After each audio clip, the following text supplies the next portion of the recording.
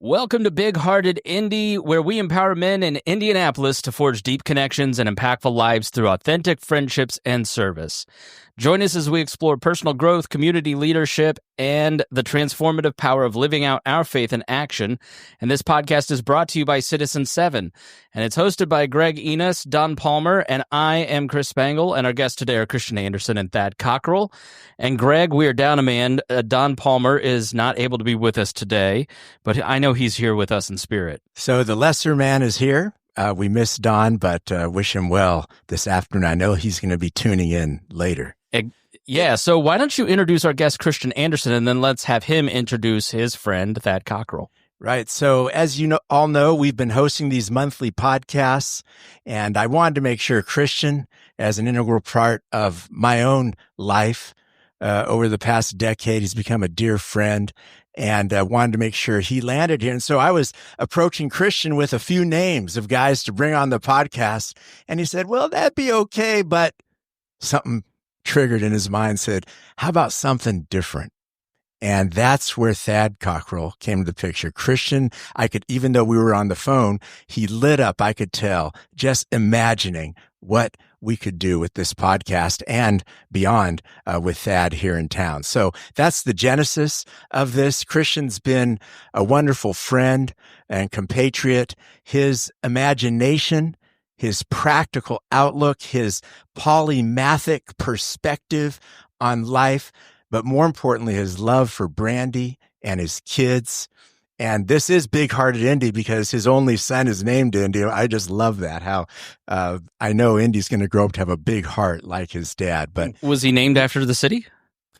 Yeah, that was it's funny. He was born in Arkansas, but that was kind of my love letter. I was living in Arkansas at the time after having kind of grown up as an adult and professionally in Indy. And I wanted to do something to kind of memorialize my affection for the city. So named him Indy. There you go. Very well, cool. You're messing up my intro sorry, here. Sorry.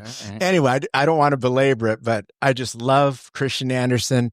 I love what he's done for me personally, but I love following him into what he's done here locally and beyond. And that's going to come out today as he now introduces his friend from Nashville, Tennessee, and we riff on a number of themes over the next 50 minutes. So Kristian, welcome, and it's so good to have you here. Well, thanks for having me. And I know I'm introing Thad here, but man, I love you, Greg Enas, and I love your heart, and I love your posture of sacrifice and community and the way you impart joy and encouragement to everyone you're around. I've been the recipient of that for many, many years, and you do it in such a winsome, I say sacrificial. It doesn't look like you're sacrificing while you do it, which is what makes it so special. But Greg is a friend to so many and a friend to Indianapolis. So, well, thank you, Kristian. Thrilled to be here. That means the world to me. And I'll second it. Yeah, amen. Okay. Now I'm going to pass the plate. See if your finances follow your friendship. But yeah, so Greg reached out to me several months ago talking about this podcast and saying, hey, I'd love to have you on. And as he mentioned, he mentioned a few folks that are also very dear friends of mine that live in Indy.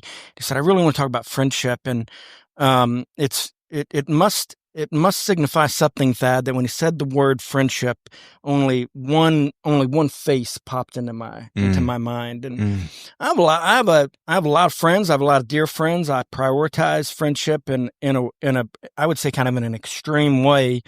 But when I think of the personification of friend, the word friend, Thad was whose visage entered my brain. I'm not going to give the kind of normal Thad intro of what he has accomplished in his career, although his career's been quite extraordinary, and hopefully we'll talk about that a little bit today in the music industry. I'm not going to talk about how he is seeking to fundamentally upend the economics of the music industry, which is something else I would rather him maybe talk a little bit about. But my intro would probably just focus on not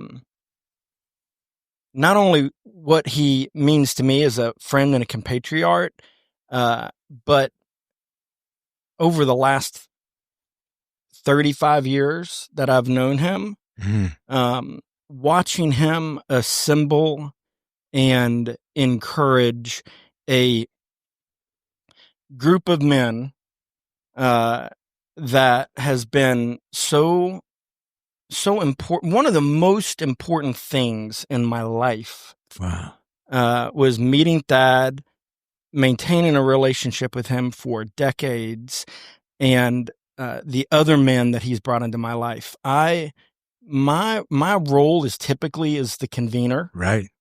I'm sitting here pulling people together and trying to package up events or network relationships and oftentimes other friendships.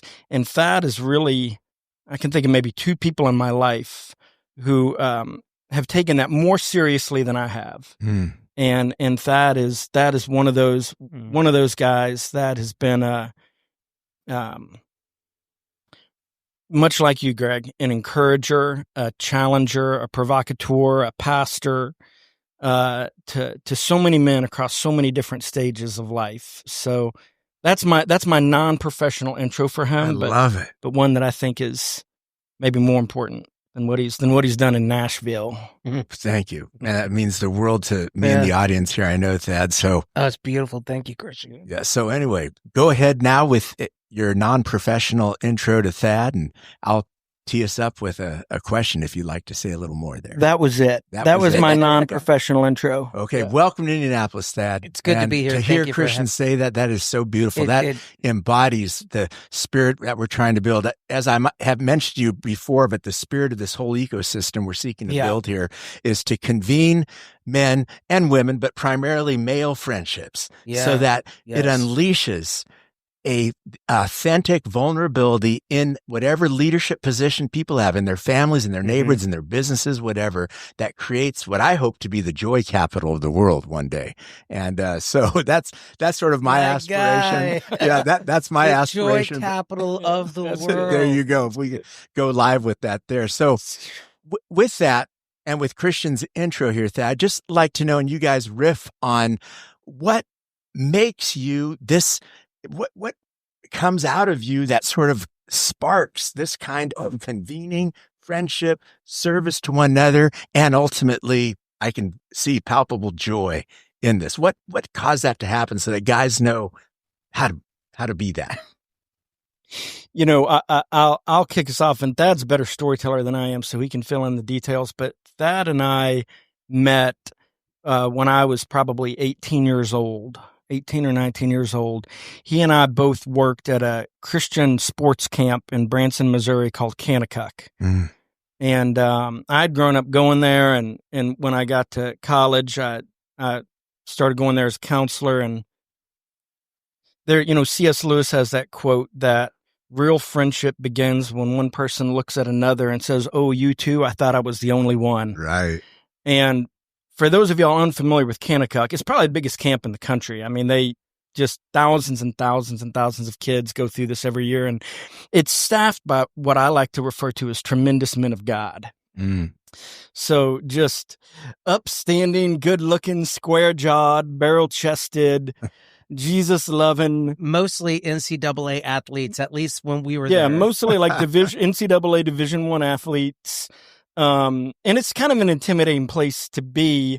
Well, if you're me, right? A little squirt that always struggled with, like showing up the way I thought I was supposed to show up in terms of like the kind of the churchy sense.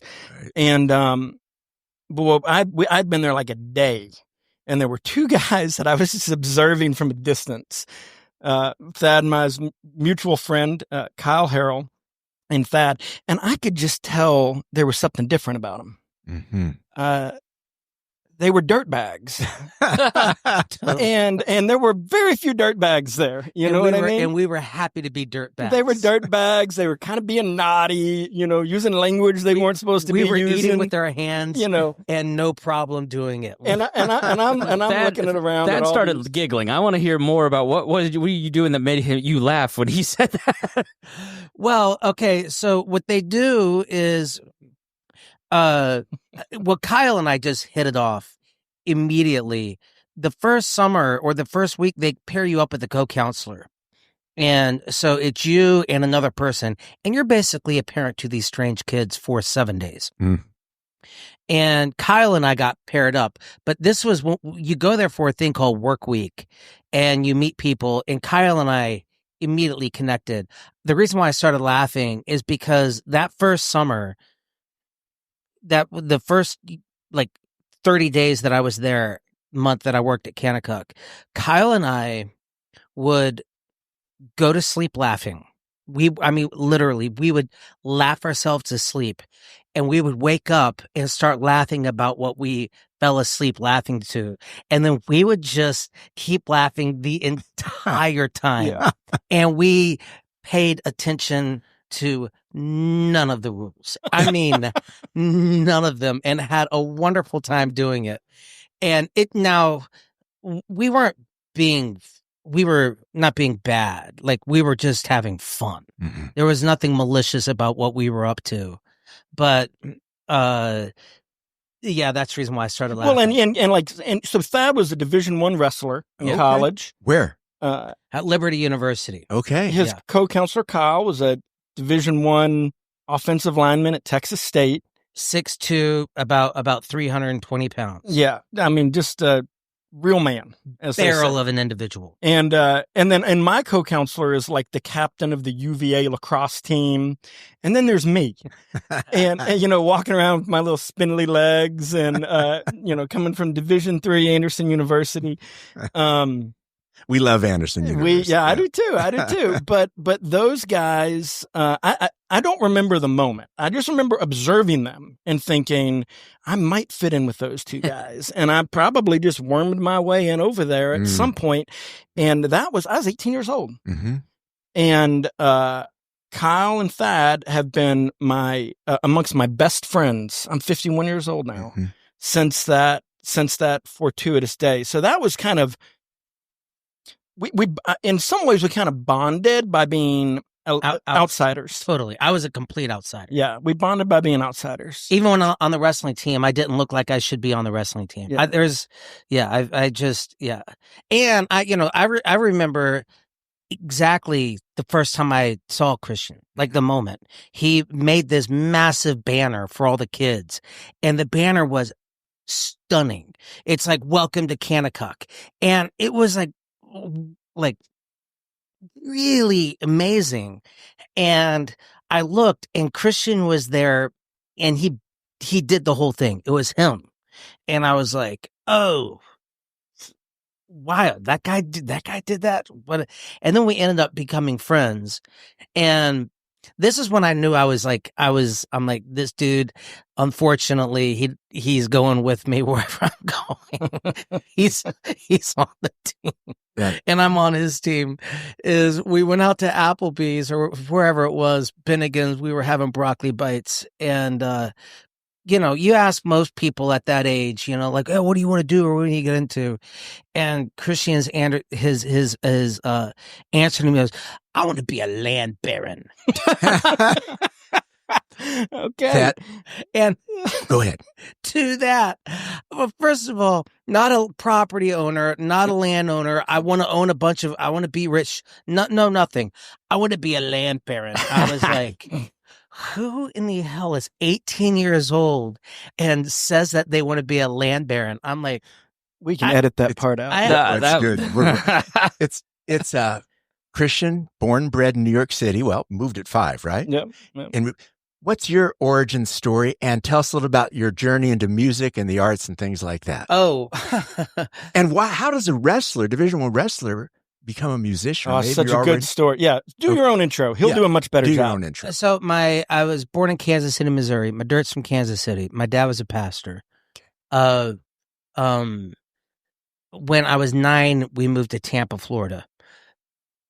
I've got 2 older brothers, Breck and Jonathan. My mom, Alan and Janie. They're no longer with us. We lost my mom about 5 days before Christmas this year. Mm. So, still tender. Yeah. But I grew up in a home where they were very much there present. I know that they did their best. But there was no music, like no music. And we went to church all the time. And I think for that, my parents' generation, they mistook proximity for connection. Mm-hmm. And while they were close, I didn't have any emotional connection to my family, anyone. And music, I would stay up all night listening to music. Music is the only thing. It kept me alive. It really did. Mm. And so I was obsessed with music. I'm watching my dad preach one day. He was incredible, great communicator, charismatic in a good way, not in a schmarmy way. Mm-hmm. You know, cared about people. My mom, you know, as well. And I remember thinking, you know, I was watching my dad as a 4 or 5 year old kid, and I was like, I guess that's what I'm going to do in church. And this thought came to me, and there's no context for this thought. It'd be like running through the desert and getting hit upside the head with an ice cream cone. You look around, you're like, where did that come from? And the thought was, they'll listen to a song before they'll listen to a sermon, and they'll take it home and they'll listen to it thousands of times. Mm-hmm. And I was like, that's it. So it got buried. I think God just knew. It's like, this is going to get buried. I'm going to plant the seed right here. Mm. I grew up playing sports. I'm a redneck. I'm a jock. Captain of the wrestling team. Would have been captain of the football team, but my coach didn't like me, although I was definitely the captain of the football team. Right. You know? And went off to college. I didn't start wrestling till I went to military school in 10th grade. I needed to get out of the situation I was in on my own. I went to a school called Fork Union Military Academy. Oh, yeah, in Virginia. Yep. Yeah. FUMA. And went there, and I learned to wrestle my 10th grade year. And it was very funny, very funny. Making the team, I thought it was as much WWF as anything else. Looking back, I'm like, I would have been laughing if I would have watched this dude, me, make the team. I didn't make the team, and I just had this crazy goal. I'm going to wrestle Division I. I ended up at Liberty, and we were top 25 in the country when I was there. And my assistant wrestling coach, Jeff Dernlin, was the first person that I had ever met that wrote songs and sang them. I didn't even know what an artist was. I didn't know. I didn't even equate this with real people. Music, as obsessed with as I was with it, I didn't grow up playing music or anything. For some reason, I just didn't think it was. I don't know. The only thing that was pitched to me was full-time ministry. Mm-hmm. So one day, my assistant wrestling coach plays a song for me, and I'm like, what do you mean you wrote that? I'm like, how do you write songs? It was the best answer, although it ticked me off at the time. And he's like, there's no right or wrong way to do answers or to write songs. And I'm like, in the world I grew up, there is a right or wrong way to do right. Everything. You said it. Right. And I thought he had the cheat sheet, and he wasn't letting me in on that. Yeah. And he was correct. There's no right or wrong way. There's no absolutely. And when I left that same day, he was like, oh, you'd like Neil Young. I'm like, okay. Never heard of Neil Young. A couple weeks later, I'm icing myself down after wrestling practice. I am just getting torched. I mean, just, you know, I was wrestling pretty much nothing but All Americans, you know, for 2.5 hours. And it was nothing short of a total fist fight. It was brutal. Mm-hmm. And I was the low person on the rung. I had no business being on that team. All of them, I come to find out, had been wrestling since they learned to walk. I'd learned to wrestle in 10th grade, you know. So, but I'm out there, and one day I put on my the radio to get my mind off of the pain that's going through my shoulders, my knees, and the radio is already probably 3 songs into an 8-song block, and this song comes on, and I just start bawling my eyes, and I remember thinking, that's what I'm supposed to do. I got to figure out how to make music. I got to figure out how to make something that beautiful. And I knew it was Neil Young. I was like, that's Neil Young. without, I just knew it was Neil Young, and I waited for the DJ to come back on and give the backlog, and he was like, and that's Neil Young's new song, Harvest Moon. And that was really the song that was my big aha moment. And it took me 2 years later, right before I graduated from college, maybe 2 weeks, I wrote my first class in math. I wrote my first song in math class. I wasn't paying attention. I never could. And once I wrote that first song, it was the proverbial like pebble in the dam. Right. Like that thing Unleashed. Yeah, and then it's never stopped since. They have never stopped coming to me. What about that story sort of resonates with you, and maybe your own story, or just why you're friends and going forward? Anything? What about that story resonates with me? I wasn't playing music when we first. Yeah. Oh no. Yeah. No. Yeah. I can remember actually when I heard you were starting. I guess at that point you were living maybe Raleigh. Yeah. And I was like, "What? What do you mean you're playing music?" And boy, first of all, I think another thing that Thad and I have in common. He may not agree with this, but I think it's probably true. Regardless, is like we like to celebrate the late bloomer. Oh, we do. And there's something.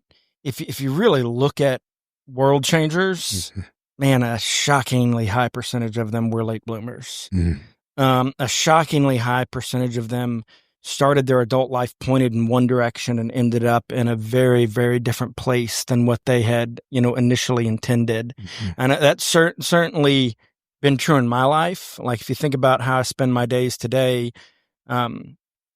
I can look in the rearview mirror and see how it's all connected, but I would not have called that ball, other than wanting to be a land baron when I was, when I was 18. And I think the same thing's true with Thad. And there's something kind of beautiful about discovering something you love as an adult. And for those of you who know me well, you know that I love to hunt and fish and be outdoors. And my favorite people to hunt with are people who discovered hunting as an adult. There's, I call it adult onset, hunting syndrome. And, but if you grew up with grandpappy taking you out on the back 40 from the time you were 5, and it just gets normalized as part of your culture, you can appreciate it. But it's very different when, as an adult, you discover something the way a child discovers something. There's just not a lot of moments like that in adulthood where you get to really experience something like an 8-year-old. And, Thad discovering music in his, I don't know, early 20s, mid 20s, as opposed to, the little kid who's been playing violin since they were 3 years old. There's something both beautiful and exciting about that. But I also think there's something about that energy and excitement that comes in adulthood that allows you to power through things that I think might not be the case if you had been groomed for that your whole life. Right. Totally, Thad, man. You're wearing a hat that makes me think of what Kristian just said. You became a kid. Maybe you were a kid. Tell us the story about the kid. Was that a late bloomer, outsider kind of thing, or something else baked into you? What is the kid? Yeah. Start there. Well,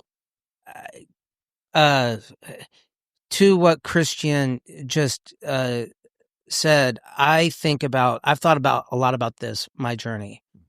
And I have so many friends that grew up doing nothing but music. I'm so glad I did not do that. It afforded me a couple things. That meant for the first 25 years of my life, all I did was listen.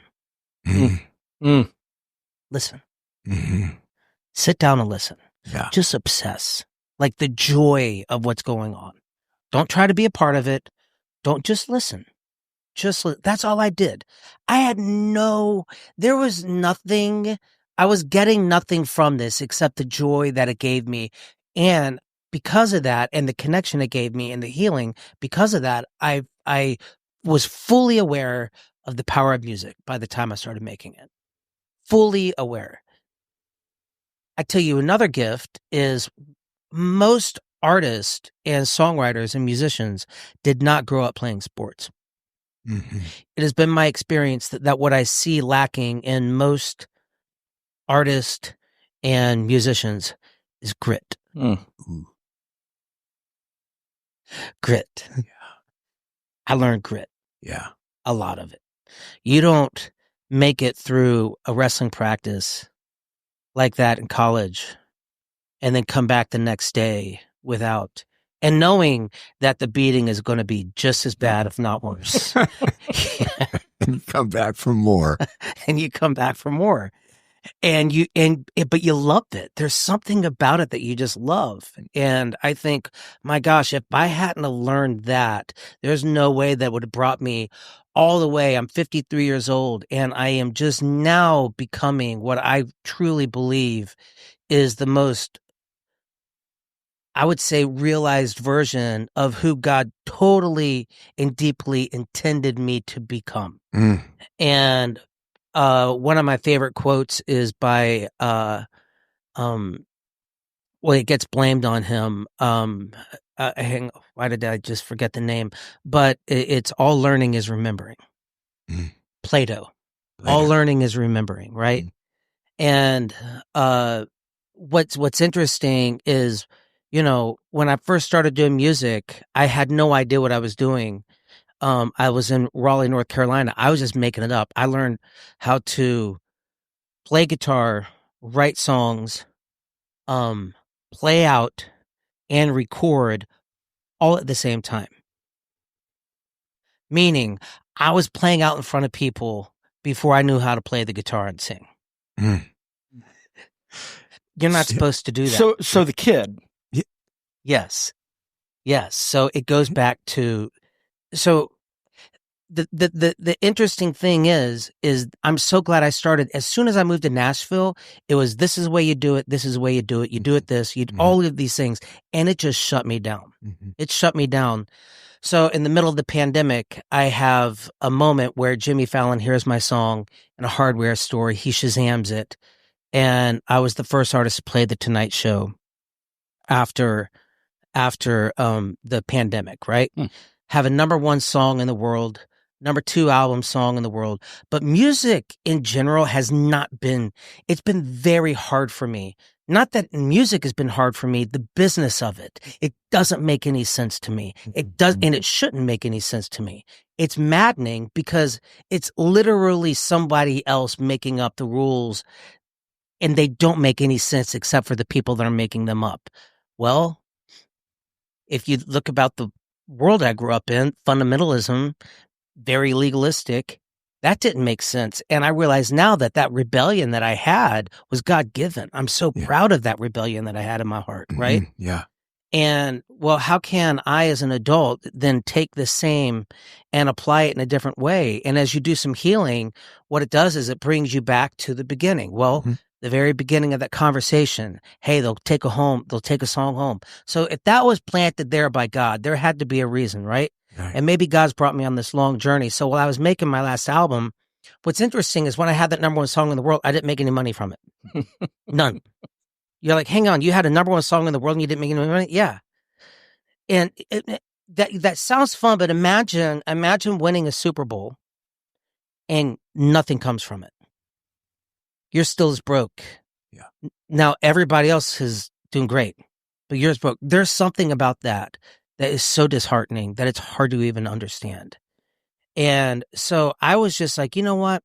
I always ask my friends, what would you do if you couldn't fail? And at some point I have to ask myself, what would you do if you couldn't fail? Well, my dream is to sell 1 million copies of an album. And I think maybe you only do that if you sell it at $100.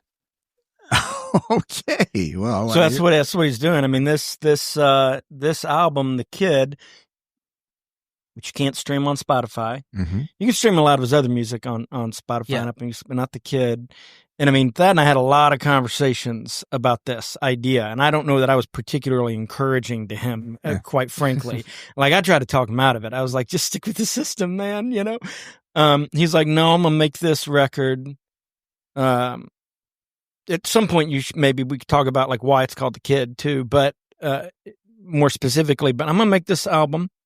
And I'm going to sell it for $100 because that's what it's worth. And he shared one illustration with me that drove the point home. He said, Kristian, can go record a song and upload it to Spotify or SoundCloud or what have you. And a listener can listen to your song, and basically the commission for that stream is the same as if they were streaming a Beatles song. And he's like, fundamentally, the value of those two things are not the same. Right. And if you look at the world we live in, the market is very efficient in the world we live in, right? So people understand that ultra high-end cabinets cost more than IKEA cabinets because they're more beautifully designed. They're made out of better materials. They're, installed with more precision and a higher level of craftsmanship. And so everyone knows that. Like, Right. You don't expect to pay the same for an IKEA cabinet as you would something that's handmade or custom or what have you. And that applies to almost every facet of the world we operate in, Mhm. whether it's the home you live in the car you drive, the meal you go out to eat. But not with music. Music, they've somehow collapsed all of that value into one homogeneous, Mashed it up. commoditized glob, Yeah.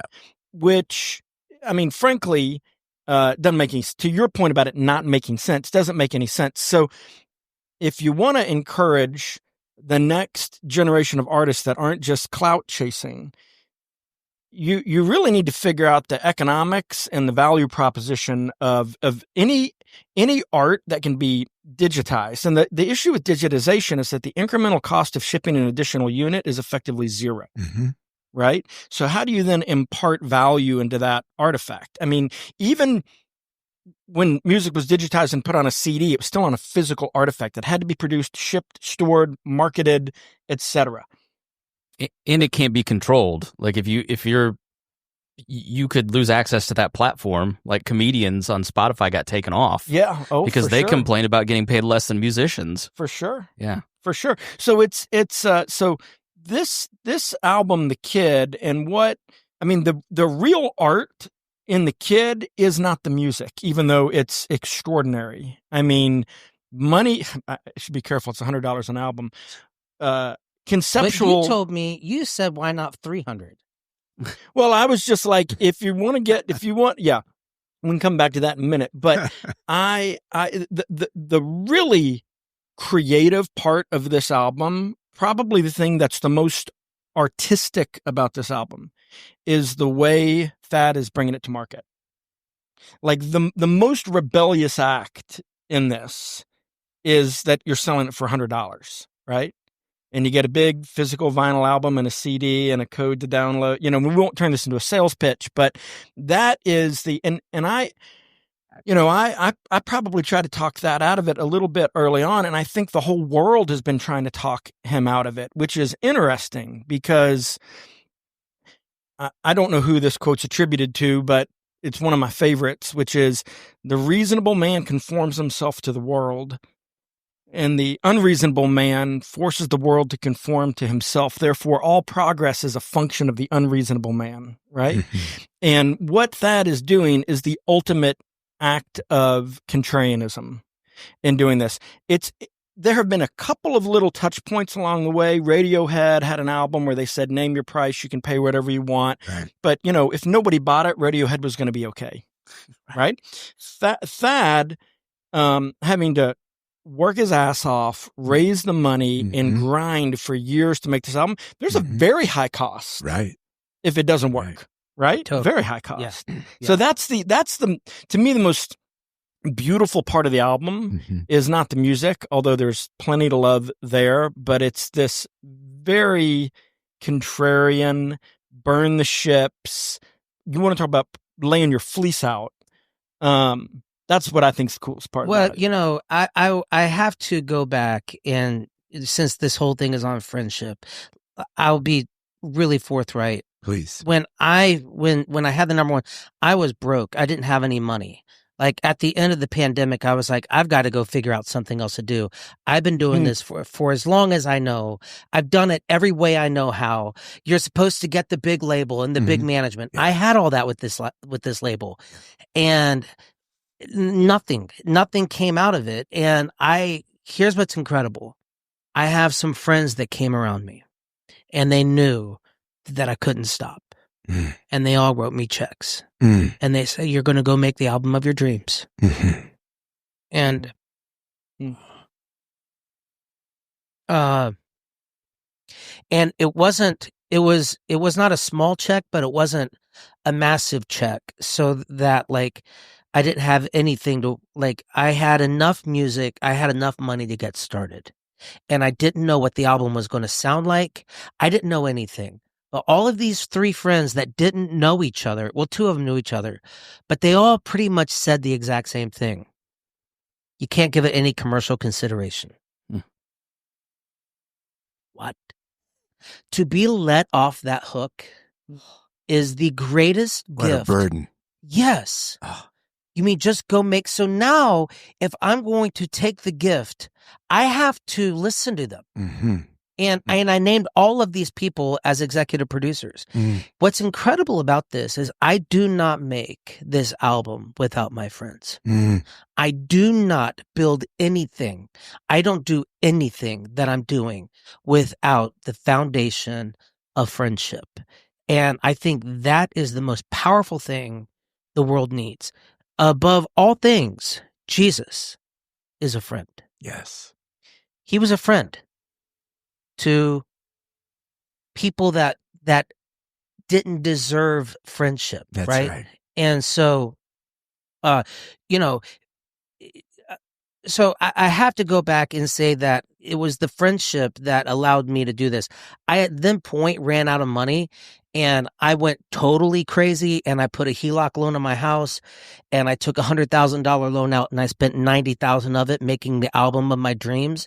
And for the first time, it scared me. It scared you. But I will tell you, I was so grateful to finally, one time in my life, have enough resource to bet on myself. Because let me tell you something. I'll bet on myself. Okay. I am a hell of a bet. Because if I've done what I've done with no help and no resource, imagine what I could do if I had help and resource, right? So I was able to do that. And it has turned into, but I would also say I don't even think about what I'm doing without Kristian Andersen. I do not do it. I remember he and I going, we do this trip with our some of our best buds and my two brothers. It's called Lions, and we do it once a year. It started once. We thought it was going to be one time, and we're now going on year 9. But we're going down the Bighorn River, and Kristian and I are fly fishing together. And Christian's like, yeah, like something ROI. And I was like, hang on, what the hell is an ROI? Like, what is an ROI? And he's like, what do you mean? What is an ROI? I'm like, yeah, man, what's an ROI?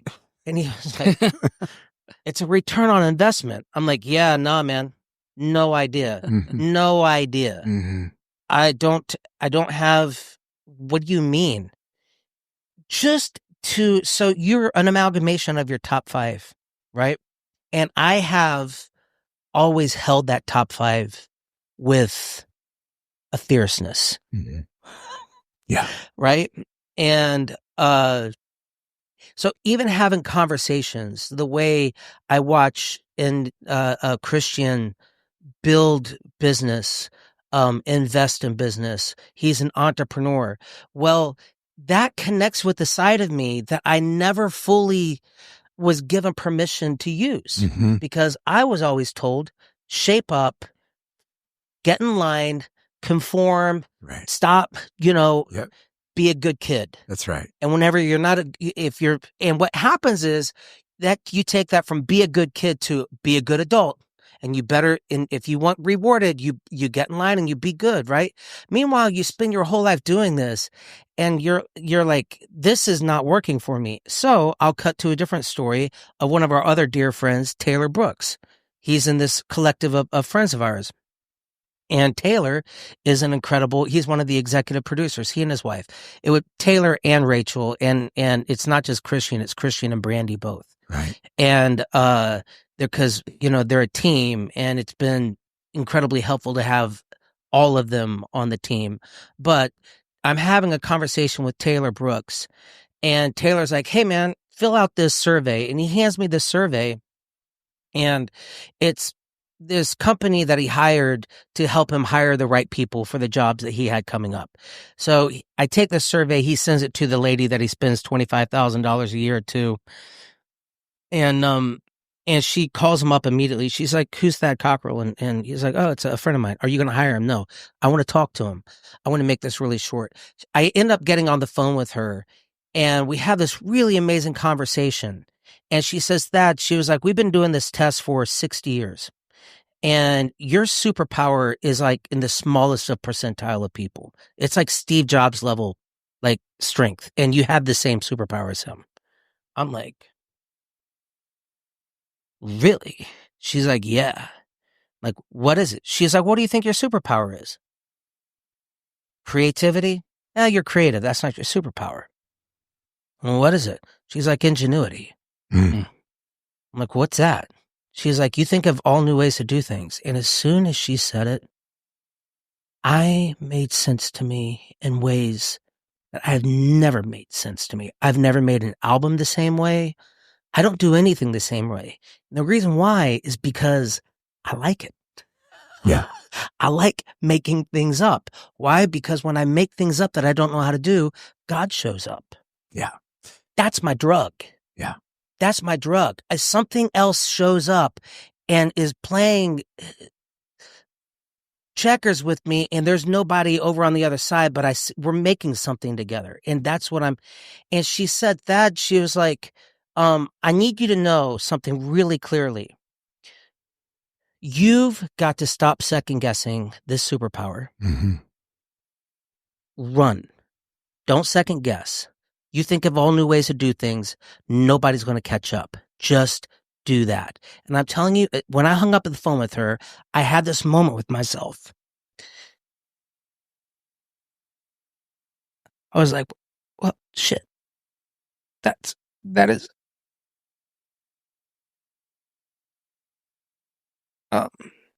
That friendship is what gave me, not my buddy Taylor, but that conversation. But I don't have that without Taylor. As soon as I got off the phone, I was like, I'm just going to run with it.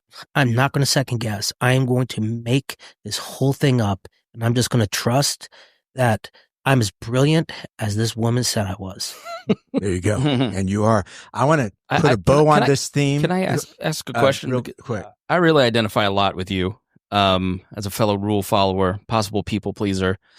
Keep it small, keep it safe. Yes. Because if you get out, and I'm in a creative industry, which is, again, not that, yeah. And I'm learning KPIs and ROIs too. I don't know a lot about Kristian, but I know his industry and I know his title. I'm guessing there's a lot of risk taking in his life. Has that carried over, like watching that example, has that informed your risk taking? I don't do what I do without watching him, without watching all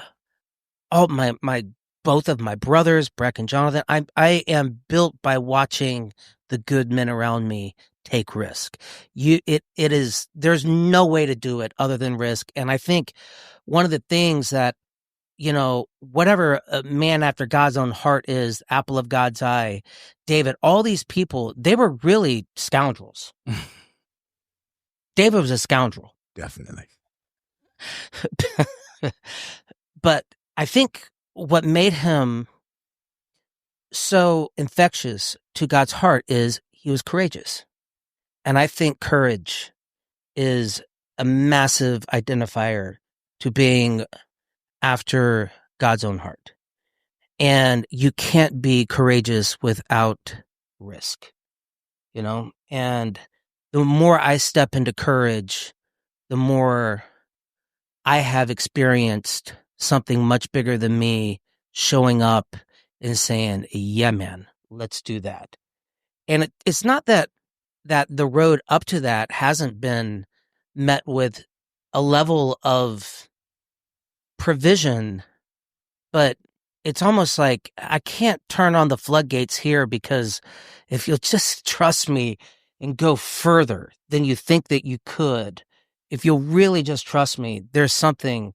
And I think it has to do a lot with that. But I absolutely watching Kristian take the risk. I mean, we talk very intimately about everything. And, I mean, there's been many times where Kristian has told me, my gosh, dude, I'm taking a big risk on this one. Or, I'm going to empty out the bank account to do this. And whew, and then, my buddy Don saying, I'm going to buy this piece of property. And honestly, even if I buy it, I'm way over my skis on this thing and it scares me. And then I see what happens. I'm like, oh, what's the worst? What's the worst that could happen? That's what I like to say. Yeah. And so, yes, to your point. Yeah. It's step out and walk on the water too. Totally. Yeah, that's a great question. That was going to be my sort of bow on this theme here. Jesus said, unless you become like children, you cannot enter the kingdom of heaven. What's it like? You've mentioned contrarian. You've mentioned ingenuity. You've mentioned risk-taking and courage. What can you share with us as to how we become kids? A kid, you have to be a kid to enter the kingdom of heaven. Wrap a bow on that. And Kristian would love for you to weigh into what's it like for adults to become kids? Well, it's funny. I was thinking about. I woke up. I spent the night at Kristian and Brandy's house with their kids, and they're lovely. And I was laying there this morning, and I was woken up by the sound of little girls, chattering, and it was just so amazing to me. And I was thinking, did a sauna. And I was like, the kids are the gift. Like, if you forgot how to laugh, literally just laugh when the kids laugh. If you don't know how to be joy, just they'll show you. Mm-hmm. It just go on that journey. Mm-hmm. And also, I think there's something about you being carefree. Mm-hmm. Carefree. Mm-hmm. And, when I am my most joyful, I am present and careless, or carefree, not careless, but right, carefree. Uh-huh. Yep. And the worry and all the things that we feel, we can also take a false pride in it. It's like, oh, I'm doing all of this, and it's like, and I'm doing, and it robs us of that joy. But I think the only way to go back to even being open enough to go on a curious adventure is to be childlike. And I think that's what we're daily being called on, is to go on a curious adventure. If I had to weigh in on that, I'd probably say, and this will sound very like postmodern therapy of me, but I think the process of aging, like the unadulterated process, is one of becoming less vulnerable or open to being hurt every day. Mm. I can kind of remember, like, when I feel like the first time I lost a piece of my innocence. I was in first grade in Conway, Arkansas, and we're sitting on the floor, and the teacher wants us to all go around and share what we want for Christmas. Now, for those of y'all who haven't been to Arkansas, I would just say it has a very red state sensibility. But I was kind of an odd amalgamation in that I had a mother who was, grew up in a very rural context, and a dad who grew up in a very cosmopolitan context. And so, again, I just kind of never clicked in anywhere. I was, I like shooting guns, but I could navigate a 16-piece place setting with a plum. And, we're going around in our little circle, and everyone, Bobby's like, I want a Ruger, 22 LR rifle. And, little Sally, is saying that, she wants a Barbie doll or whatever. And it got to me, and I said, I want an easy bake oven. And you could have heard a pin drop. There was a couple of seconds, and then everybody started laughing. And I literally was so confused as to what everyone was laughing about. I'm like, you guys have heard of the Easy Bake Oven, right? It's an actual oven that masquerades as a toy. So your parents will let you have one, and you can make brownies in your bedroom. And like that seemed like I just couldn't get it. So cool. But I clued in a few minutes later, and I was like, oh, that's like a feminine answer. Mm-hmm. Mm-hmm. That was the wrong answer. Mm-hmm.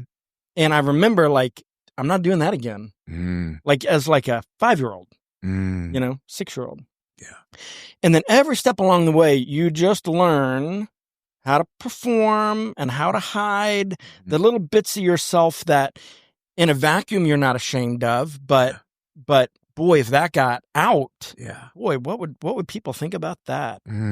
And tying this all back to friendship, because I do think there's a lot of talk about loneliness and friendship in the kind of cultural zeitgeist today, but I don't still think it's very well understood.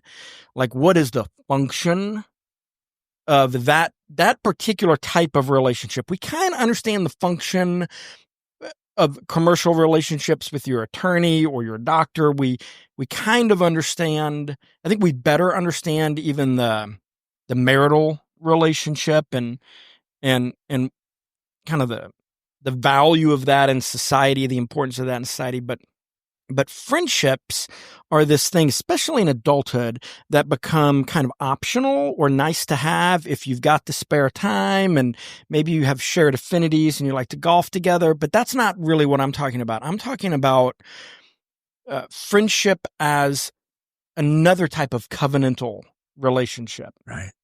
There is a lot of talk today about, hey, if this relationship is no longer serving you, you should get out of it. I'm out. Okay? And if this relationship is toxic or bringing you, and by the way, a lot of asterisks coming with what I'm going to say next, all right? If you're in an abusive relationship, 2 thumbs up, get out of that, all right? Yeah. But most adults that I know, their background is littered with the dead bodies of friendships that they kind of just gave up on.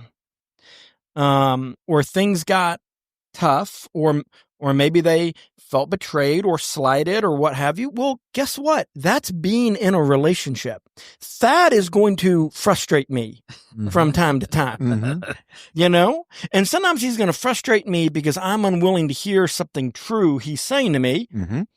And sometimes he's just a dick. And you have to kind of figure out, part of maturing is knowing what's what. But I personally, I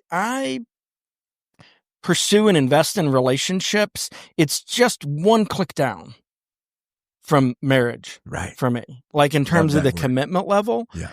And in my own life, when I look at the most durable,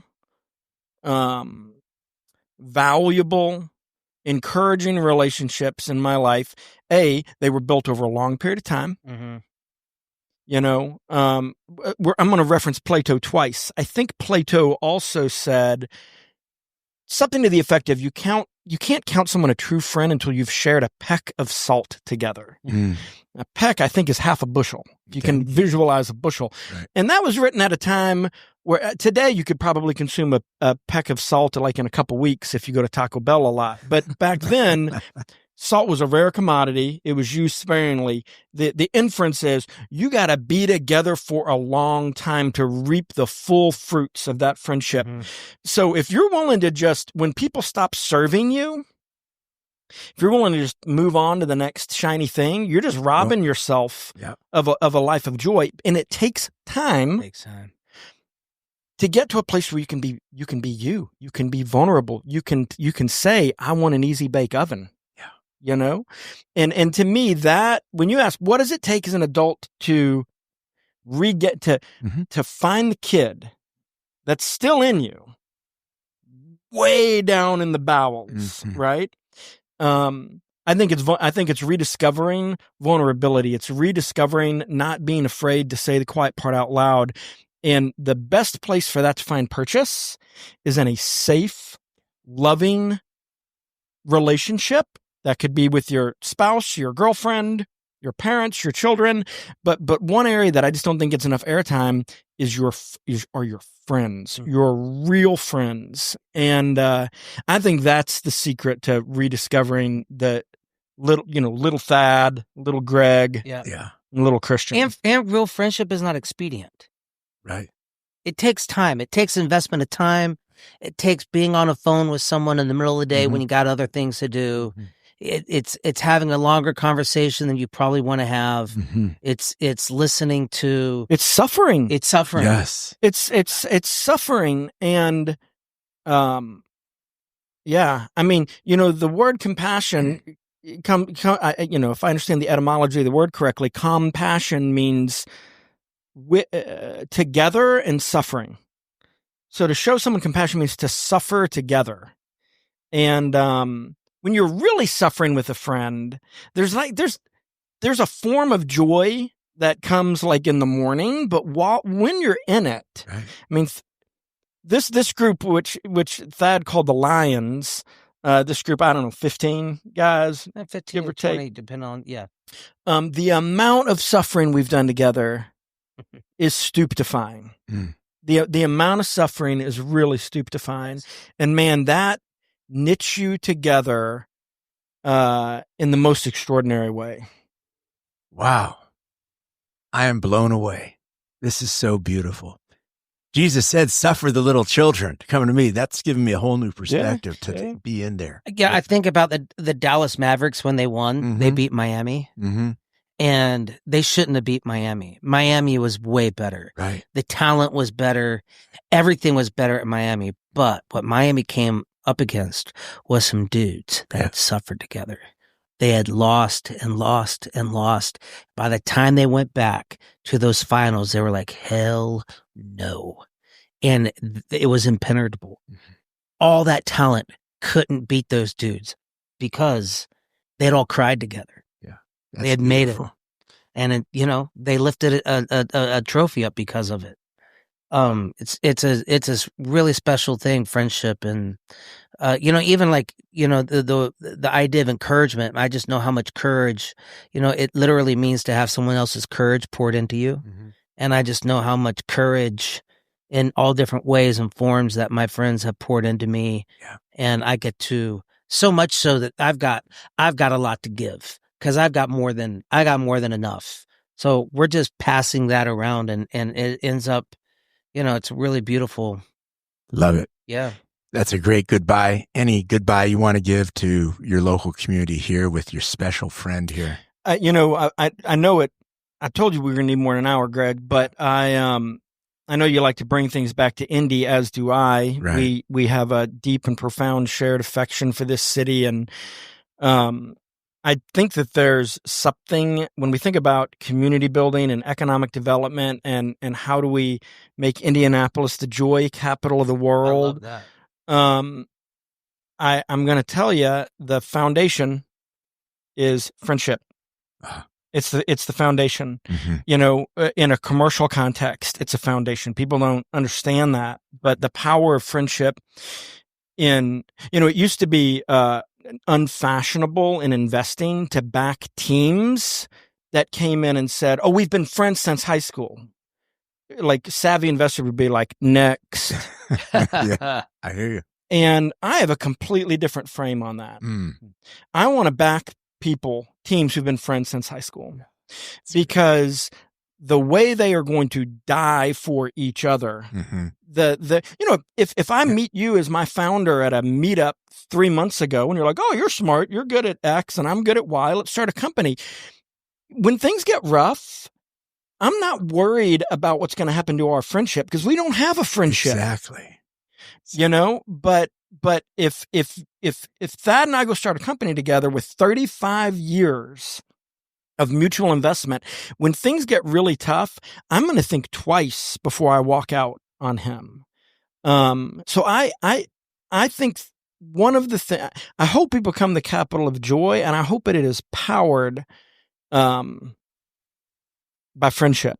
That's right. I think the only way it happens is through friendship. Right. I think if there's something that that upsets me about Nashville and what Nashville got right, Nashville thinks it's a tourist town. Before it was a tourist town, it was a friendship town. And my buddy Mike, we've known each other for about 20 years now. And the special sauce of Nashville was the people. Mm-hmm. The magic sauce of Nashville was the people. It was magical. I've never seen a place get around dreamers like Nashville used to. And now the whole thing, it's not about that any longer. It's about tourism, and they're building the whole thing out. But the only reason why any of that was able to come was because of the magic of friendships that built Nashville. And I think that's 100% true, that it will come via relationship for Indy. Somebody told me recently, somebody that we know well, like, with all this investment coming into Indy, that's at risk, right? Because this is a relationship town, and you bring in skyscrapers and checks from Chicago, LA, New York, and everything becomes transactional. Right. Yeah. We didn't even get into Nashville and all the conversation around that we could have had, which that's part 2. Yeah. We're going to podcast Thad's bringing Kristian to play a concert in Nashville, and we'll all go to the preliminary podcast there. Where can people buy your album? At my website, thadcockrell.com. It's THADCOCKRELL. It's thadcockrell.com. And it's an album called The Kid. It's the album that I wanted to make from the very beginning. I grew up obsessed with the radio dial, not station. I would stay up all night scrolling. So when you listen to it, it has multi-genres on it. There's nothing cohesive about it intentionally. And it's just me chasing my joy. And I took everything that I'd ever learned about making music and producing music and writing songs over the last 30 years. And I said, I'm going to do this, and I'm going to let my 10-year-old self call the shots. And I did. I was like, all right, kid, what do you want to do? And I let him have, and it was always funny and fun.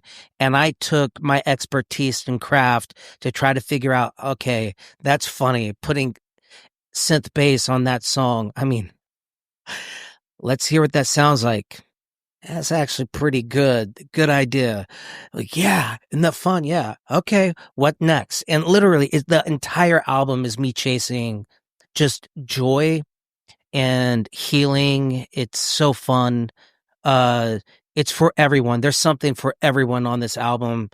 And it's The Kid. It's 18 songs. It's $99, and Turn It Up only works on loud.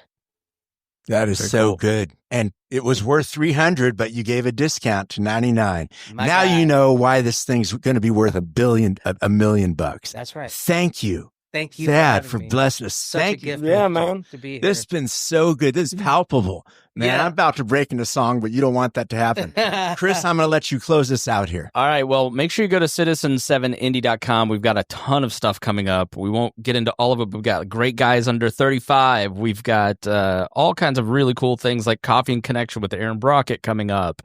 Mitch Daniels coming soon. November 4th. We'll say more about that later. We've got Rowing Experience that is coming up as well. And all that is at citizen7indie.com. If you want to start building friendships with men here in town, this is the place to do it. You sign up for the email list. You'll start getting notifications about all of the events, and you can start building friendships. And I love that you use the C.S. Lewis quote, because I use it in this context all the time. Show up, find other guys where you go, you too? They're all there at citizen7indie.com and at our events and small groups and seventh tables and all the things that are going on. You really need to get plugged in. So thank you so much to Kristian and Thad for coming on the program. I almost said Tad because it's one of my best friends. Sorry.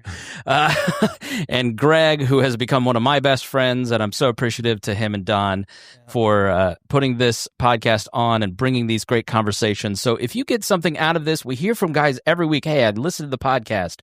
Start sharing it on your LinkedIn network. Start sharing it with your friends. Text it to them and say, hey, minute 54 reminded me of us and you and me. And that's a great way to not only share the podcast, but also build some connections. So thanks so much for joining us here on Big Hearted Indie. We'll see you again next month.